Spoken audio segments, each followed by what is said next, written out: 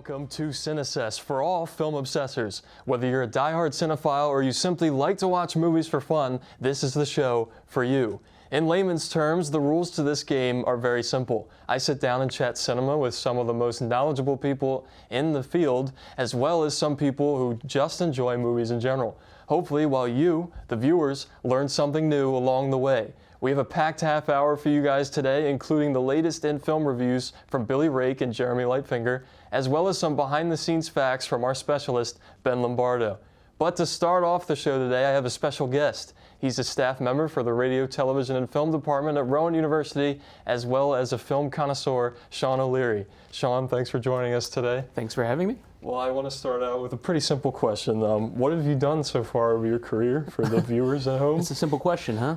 I've worked here at Rowan University for the past 18 years in the RTF department, specifically in the film component of that. Prior to that, I worked for some time in independent film production, freelance. I've done graphic arts, graphic design, that kind of thing.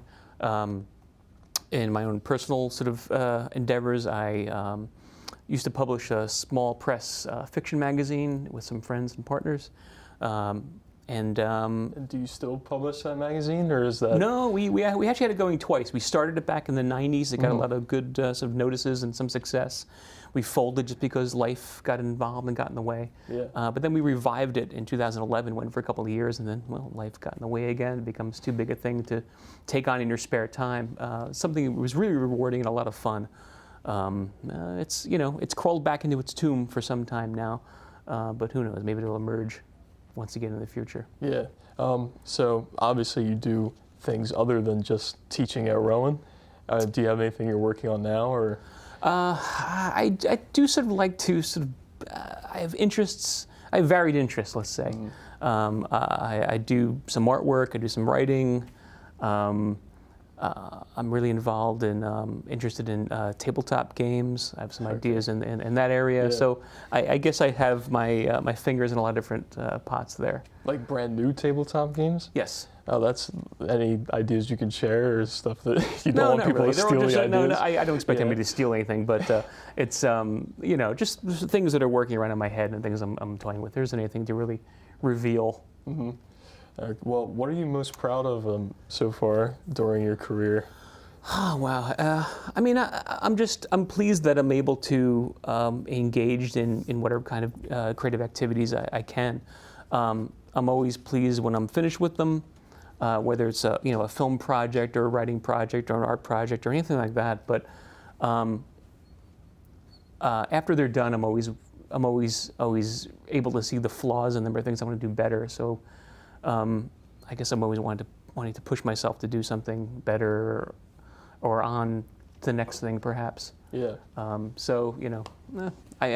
pleased with everything I've done, I guess, so far, but I'm always looking to do something else and something better. Well, I feel like noticing your flaws is the most important thing when it comes to working on projects like this. I think because if you don't point out your flaws to yourself, then you don't have that want to go and fix them in future projects. Yeah. It's always something that it helps you spur yourself to do something better next time, I think. Yeah.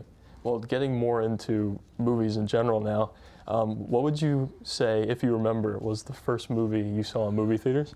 I do. I have vague memories of it. And I wasn't sure if this was the first movie I ever saw, but my mother assures me that it is. And she was there, so she would know. But it was actually Race for Your Life, Charlie Brown. Oh, okay. It's when they used to show Charlie Brown movies in the movie theater. Charlie and his friends had to go on a rafting race. Mm-hmm. That's about all I remember of it. But I was so young that my mother had to take me and I had to sit on her lap the whole time. Yeah. So I was pretty young for that.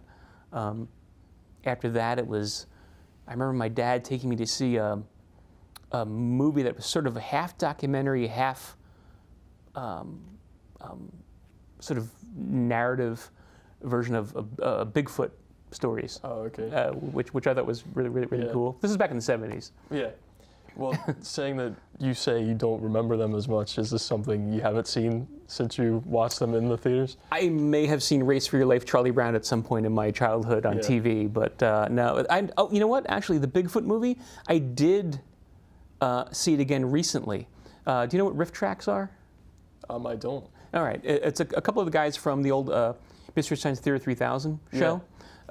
Years ago, when after that show ended, they formed their own company, and they basically, they make fun of terrible movies, but without being in front of the screen like they did on MST.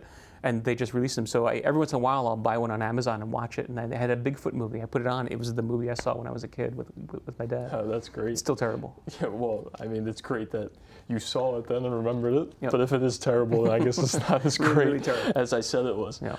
Was there a specific moment you remember?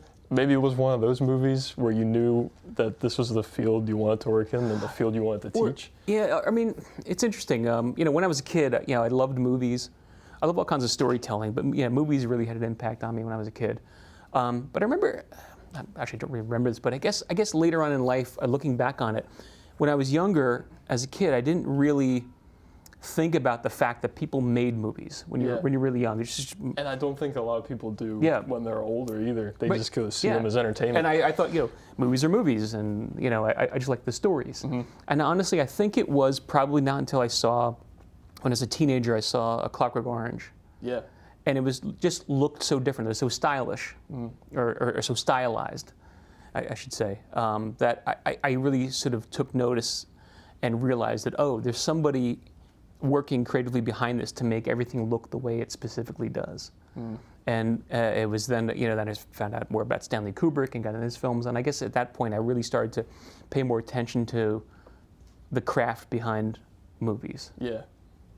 Well, going into last question for me, the first movie I saw in theaters was Spider-Man with Tobey Maguire, the Sam Raimi one. Oh my goodness! I honestly don't remember any of it. well, any of the theater. I watch it all the time now because I feel like I love superhero movies because of that. Yep. And it's because of that love for superhero movies that I think the first movie I saw where I knew I was really interested in all the behind the scenes and how things were made was Marvel's Ant-Man from a couple years ago. I saw that 3 times in theaters because I felt the visual effects were just outstanding, and I just wanted to know how they actually were able to accomplish that. Mm-hmm. Yeah, so just now I'm here as a student trying to learn these things. So. And it was good. I think it was one of the underrated Marvel movies. It was a much smaller story, but it was good. It was like a heist film. I know a lot of people in like film connoisseurs aren't always into the superhero movies as much. But I mean, I think there's some good stuff there, technical-wise. There's room for everything. Yeah. Well, the general public doesn't always know what goes on behind the scenes, including Ant-Man, which is why I was interested in it. Sure. Is there something you wish people looked more into these movies, or wish they knew? Not really. Honestly, I don't think it's the audience's job to just enjoy the movie, right? And to me, it's the filmmaker's job to make the story so engaging that the craft of it sort of melts away and the audience just becomes engrossed in the story. You can notice certain interesting things, or of course today we live in the world of, they can do all kinds of amazing, wondrous things on film, but so people take more notice of these special effects. But really, it's all about, to me, just enjoying the story. And if people forget about the craft or the tinkering behind the scenes that makes the movie and just they're engrossed in the story and the characters, then I think that film's a success. Well, last question for you. Do you find that even as a teacher now, that you're still learning stuff about your field all the time? Yeah, of course. I think if you feel like you've learned everything you've had, that you had to learn throughout your life, that you're sort of finished learning, that's a sad state to be in. There's always something new to learn. Whether it's in a field or something that you've been involved in your whole life, or there's always new things to learn and new things to pick up. The world is full of new and interesting ideas and things, and there's so much out there to learn. And that's part of the joy of living, I think. Yeah, that's great. I completely agree with you. And in this field specifically, it's certainly something where you have to always learn, or else you're not going to take the next step. The tools are always changing. All right. Well, thank you so much for joining us today, Sean. I'd like to thank Sean O'Leary once again for joining us today. Coming up after the break, Billy and Jeremy discuss one of the biggest franchises of all time, so don't go anywhere. Greek life organizations are social groups of fraternities and sororities that come together on college campuses and universities. I'm Jason Joseph, and I'm an AE Pi. My name's Alyssa Colangelo, and I'm in Sigma Delta Tau. Hello, I'm Kevin Pacheco, and I'm in TEP. Being a part of Greek life is like a home away from home. If you are interested in joining Greek life today, contact the Student Center for more information. Good luck, future brothers and sisters. Hello, and welcome back to Cinesessed.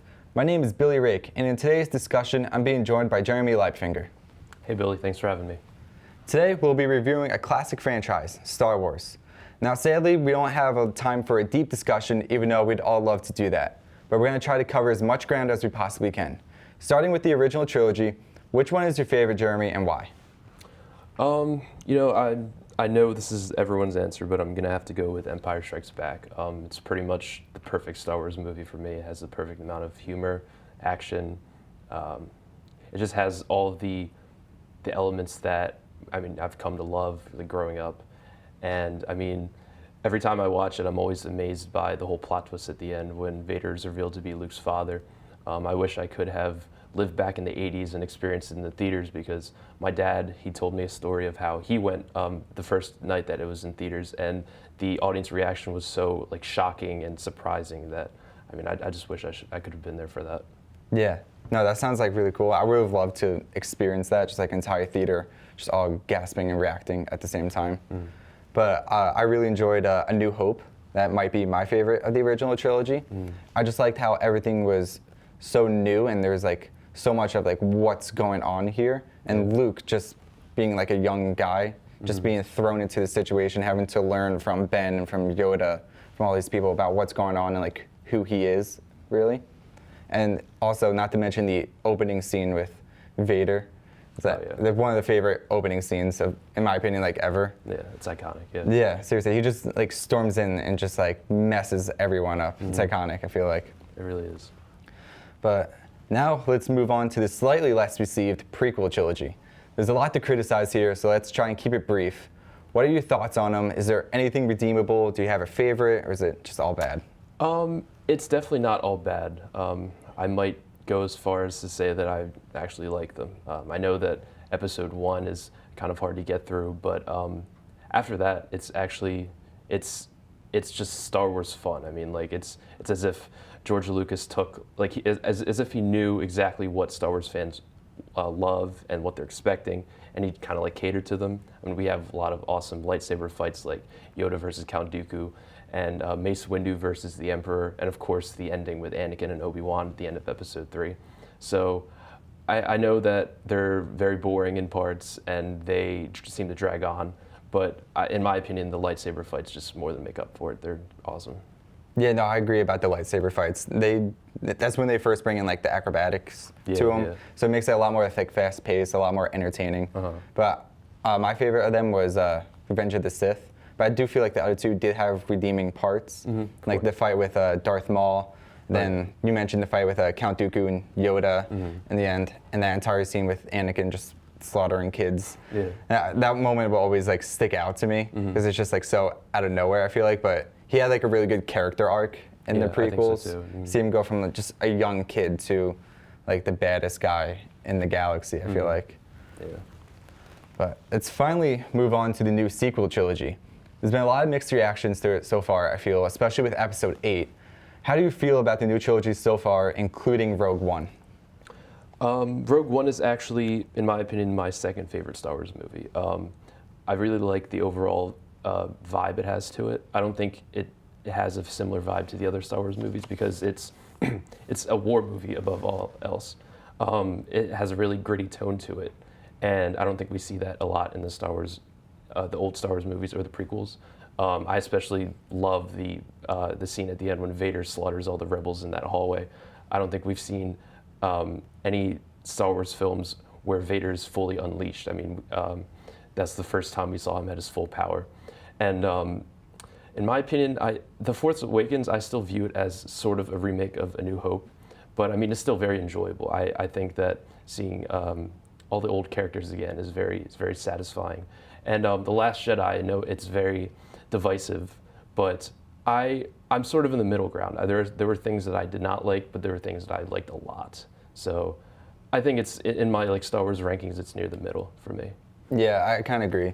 Especially with Last Jedi, it's kind of 50-50. Like some parts are like really good. There's like some really high highs and some low lows. Yeah. Like the entire Rose character, I don't know. I didn't like her. She felt kind of like shoehorned in there. But Rogue One, I agree. It definitely felt like a war movie. It had like a totally different tone, I feel like, for the most part, which was really cool. Yeah. Also, like the kind of sad ending, as opposed to every other Star Wars movie, where it ended on kind of a more hopeful note. But Force Awakens, I really liked. That was my favorite so far of the new movies. Okay. It might be because I really like A New Hope, so I didn't mind it kind of being a remake. Yeah. But I like all the new characters. I like the inclusion of the old characters. I kind of wish that they did more with, what's her name? Captain Phasma. Oh, yeah. Because I feel like they built her up like so much, and then she was like, oh, there she goes. Yeah, that was wasted potential, in my opinion. Yeah, seriously. And then like they basically did it again in Last Jedi. Had her come back as like super bad character, and she's like, oh, there she goes again. Yep. I hope they bring her back, but I'm not really too hopeful on that. Yeah, that's unfortunate. All right, now to wrap things up with one last question, what is your favorite Star Wars movie? Like I said earlier, mine is A New Hope, but it might be tied with Empire. Okay.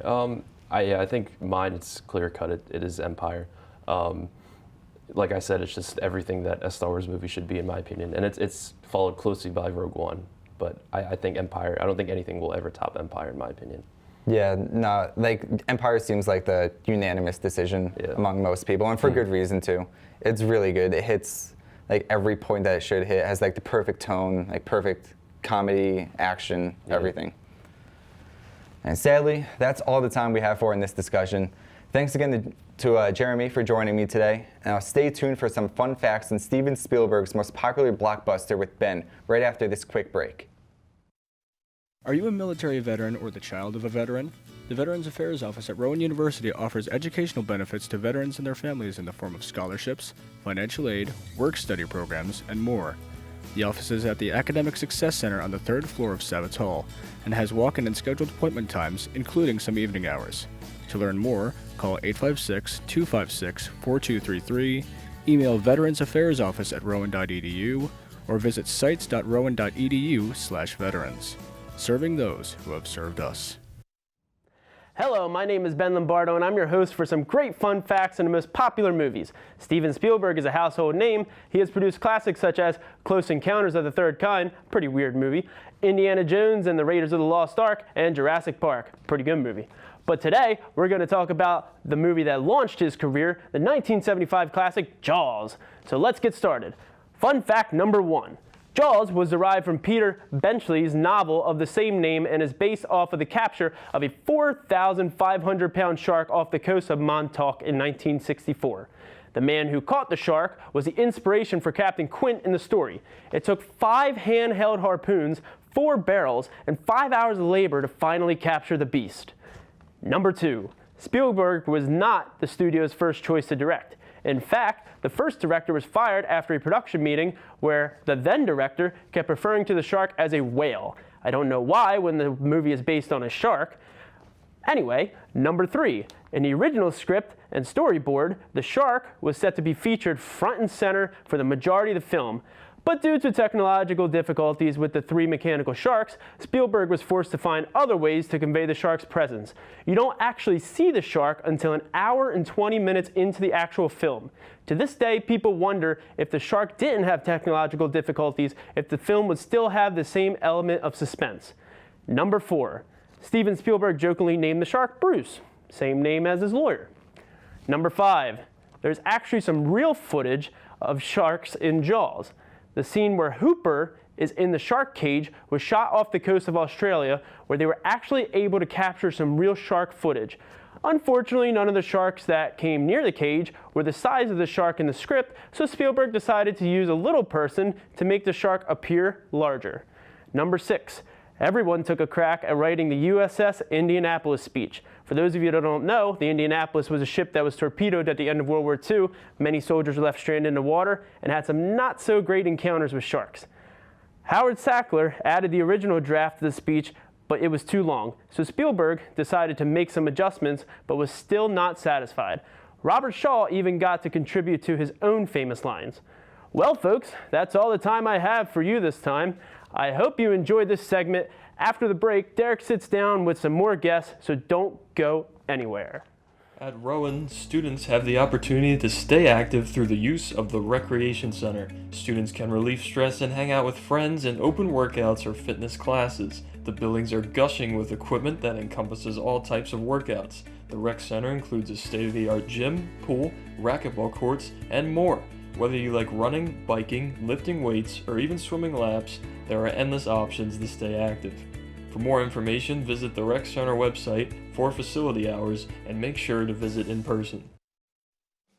Hey Rowan students, looking for a fun way to get involved in campus activities? And join RTN, the Rowan Television Network. RTN offers positions in front of and behind the camera where students can experience the field of television production.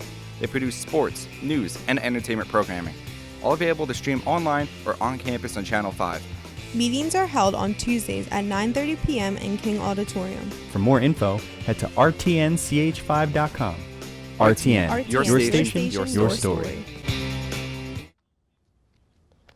Welcome back to Cinesessed. Earlier, I was joined by Sean O'Leary, who is a Rowan University staff member. Now I'm joined by two students from Rowan University who aren't film majors, but still love a good film every once in a while. Their names are Nico Ligori and Dan Bruno. Thanks so much for joining me today, guys. Thanks for having us. Yeah. So to start off, I want to ask you, how often would you say you watch movies? Usually 2 or 3 times a week. Probably. That's a lot. 4 would be the most. Yeah. Definitely. I usually put something on, like, tell me fall asleep, but I probably see, like, one new movie at least once a week, I'd say. Yeah, well, if you watch all those movies a week, is that literally straight on watching? Or is that maybe in the background while you're doing homework? I'd say the majority of the time it's focused on it, and then if I want to rewatch something, then I'll usually throw it on the background, homework or studying, just for noise. That's a lot of free time, honestly. Yeah. I wish I had that much free time because normally I'll put a movie on and it'll just be in the background while I'm working on stuff for, say, 5 hours straight. Yeah. So not fun, but I need that background noise. Keeps you sane. So, and Dan, what do you normally put on to help you fall asleep? Usually movies I've obviously seen, or movies I don't care about too much. I mean, I've seen most of the Marvel movies like a bunch of times, so usually one of those I'll just like fall asleep to the action scenes and stuff like that. Yeah. Well, do you ever watch anything, say, at the movie theater? Yeah, definitely. How often would you go to the movie theater, do you say? I try to go at least once a month. Over the summer, I definitely go like probably 3 times a month to make up for the winter. Mm-hmm. Probably, I'd say like once every 2 or 3 weeks. I mean, I get dragged out by my friends a lot to go see them, and there's always usually something good out. So. Oh yeah, absolutely. Well, when you guys do go, is it normally something you've been planning to see, or is it a surprise? It's usually whatever my girlfriend wants to see. I don't usually get much of a choice, so it's usually she just points and we go. So. Yeah. I'd say it's like 50-50. Sometimes I'll plan it out, and then it'll either be like my dad's like, "Oh, come see this with me," and I'll be like, "Yeah, okay," or I have some friends that just want to go see something on a whim. So, are there any movies you guys see at the theaters that maybe you didn't want to see at first and were surprised that it was actually good? Yeah, actually, I'm not too big into horror movies, so I went to see It, the new one. I haven't seen the original. I really enjoyed it, and then actually A Quiet Place as well. I heard great things, and then my girlfriend dragged me there. I wasn't looking forward to it at all. I was like worried that it was going to be scary or nightmares. I saw both of those. Great. I'm not a horror guy at all. No, me neither. I jump when there's the smallest of jump scares in like PG-rated previews movies. Give me nightmares. It's horrible. Yeah. But those movies, they were really well done, I will say. Yeah, definitely. If you could remind me of the name, saw it last year, Jeff Bridges.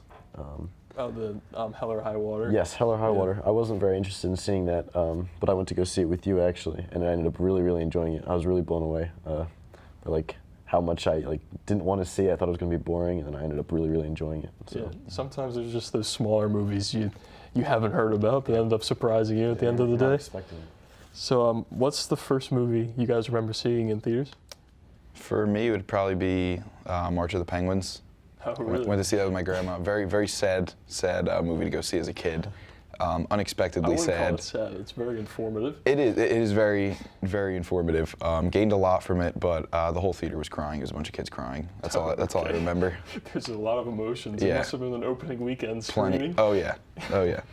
And you can't go wrong with Morgan Freeman never. on narration. Never. Have you watched it since? I have not. However, that would probably be a good experience if I went back and revisited some old memories. Probably won't have the same emotion you remembered as a kid. Probably different spin. I mean, you can watch a new documentary and then have a new emotional And you have that dynamic grip to it. Yeah, see? I think the first movie I remember was definitely Spider-Man. Spider-Man 1, the Sam Raimi one. Yeah, I was talking to O'Leary in the first segment about how I had seen Spider-Man. Yeah, do you remember anything from that screening? I know I personally saw it like twice. The first time, I just remember. You saw it twice in theaters? Yes, my dad saw it at least 5 times because he loved it. He was blown away. I mean, at the time, it was like one of the best superhero movie adaptations, obviously. And I know I saw it twice. It's kind of embarrassing. The one thing that I remember was I was terrified of the Green Goblin. Oh, I think we all are at that age. Yeah, his yellow, like the whole scene, the yellow eyes and everything. Like, I don't know. It was really cool seeing like Spider-Man take him on though, because I was like afraid of him, but I was like just seeing the whole thing. It was crazy. Yeah, I remember watching it at home after it came out on DVD, and we were eating at the dinner table, and the scene where he turns into the Green Goblin, I couldn't stand. Oh, yeah. So I would hide under the dinner table and ask my parents to tell me when it was over, and they would always play tricks on me and say it's over, and I would come up and it wasn't done yet, so they would fool me on that. That's cool. Do you guys prefer to normally watch your movies in the theaters, or would you prefer to watch it, say, on Netflix or on Blu-ray in the comfort of your house? Streaming services are definitely more convenient. I think we can all agree on that. But definitely going to the theater and getting that feel. I mean, honestly, no matter the genre, it could be comedy, it could be action. Yeah. I feel like there's always something to gain from going to the theater out of a movie. Definitely. Might I disagree with you about the every genre. Personally, I don't know, horror movies, I have a hard time seeing in theaters sometimes. I like to watch those in like the safety of my couch. I don't know, you saw it though. I did see it. I don't know, I don't consider that a horror movie. It was, I mean, it is a horror movie, but it's very different. It's eerie, yeah. Yeah. Very eerie. But I definitely prefer, I think, seeing them in theaters. There's just something about it. Yeah, I would say that Netflix and watching things at home waiting for DVD is definitely more convenient for timing and everything. But there's something about just having a few hours to yourself is in the dark, and the big screen always seems to illuminate some of the best parts of movies, some things you don't see on a TV screen at home. Yeah, it's very like captivating experience altogether. Is there a specific genre you guys normally move towards or you love? I really like comedies. I really do, especially going to the theater. Like, I think it's great, just everybody laughing together, like having a good time. But at the end of the day, I got to go with Marvel. You know, the Marvel superhero movies are just, they're the giant in the industry. So you consider superhero movies as a genre then? Yeah, definitely. Okay. They're their own tier, basically, at this point. I think they're pretty solidified in that top spot for me. Yeah, I think there's definitely a difference between like regular action movies and superhero movies. They definitely have like a different like feel to them. I'm a big superhero movie guy too. But I mean, you can't deny a good like comedy, or like sometimes a romantic comedy just gets you. I do. Yeah, romantic comedies are underrated. Oh, yeah. But going back to the superhero comments, I mean, I somewhat agree that they are kind of moving towards their own genre, but it's interesting that a lot of them are really sci-fi stories, They are. but because they're comic book characters, no one really puts 2 and 2 together anymore. No, that acknowledgement and that like correlation usually, oftentimes it's not made, like you were saying. I mean, people don't realize. Yeah, I mean, normally people will say like Star Wars is a sci-fi, and then you'll look at Guardians of the Galaxy, and that's a superhero movie, but it's basically Star Wars with more comedy. Movie, It's interesting. Yep. Is there a genre that maybe is your least favorite? Definitely horror. Probably horror movies, just because I haven't seen enough of them to really enjoy them. Didn't really give them a chance. As I got older, I'm kind of trying to branch out now, but that's about it. Well, one last question for you guys. What's your go-to movie and why? For me personally, it's Kill Bill, because my grandmother actually introduced that to me, so I have such fond memories watching it with her. I know that sounds kind of weird, my grandma showing me such a violent movie, but yeah, no, I definitely, every time I see it, I can like hear her commenting on certain things in my head, so I really like watching that one. Yeah. I'm not a big cliche guy, but I got to go with Elf. Really just a feel-good movie. I feel like from October through February, you can find somebody playing Elf like anywhere. I mean, you see it on all over the place. I mean, even on campus, you'll see it playing sometimes. Will Ferrell's just hilarious, and it's just a really good feel-good holiday movie. Yeah, you can honestly watch Elf endless times. At any time. It doesn't even have to be Christmas time. Nope. For me, it would probably be, it's hard for me because I see so many movies, but right now I would probably say the newest Blade Runner Really? I've seen like 5 times, Yet to and I see always it. have it on. And also La La Land, if you get a chance to see it, because since we were talking about romantic comedies, Yeah. it's a good one. So I know that Dan has seen it. I definitely got to check that out. So thank you so much for joining me today, guys. Thank you for having us. And Yeah, thank you. unfortunately, that's all the time we have. I'd like to thank Nico and Dan for being here, as well as Sean O'Leary for coming out for the first part of the show. For Billy Rake, Jeremy Lightfinger, Ben Lombardo, and the rest of the Cinesessed team, I'm Derek Hill. As always, thanks for watching, and we'll see you next time, Cinephiles. All right, good job, guys.